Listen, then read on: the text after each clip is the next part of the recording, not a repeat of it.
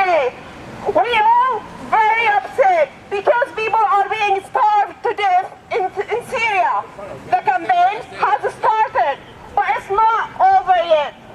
We need to break the siege. The UN has known about the siege a long time ago. They only took action when the people moved and demanded the break of the siege. People are starving in Syria, and they need our support. We need to get their voices heard. It's unfair to let them die because Assad decided to block the food from them.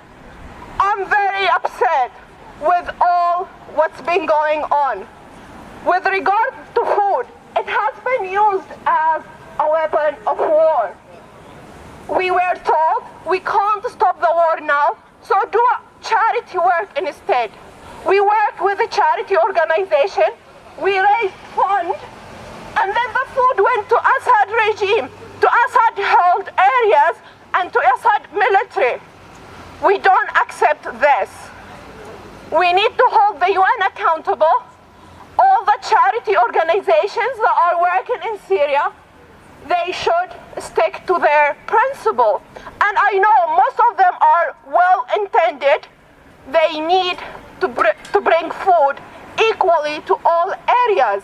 However, when they coordinate with Assad, only Assad-controlled area get the food.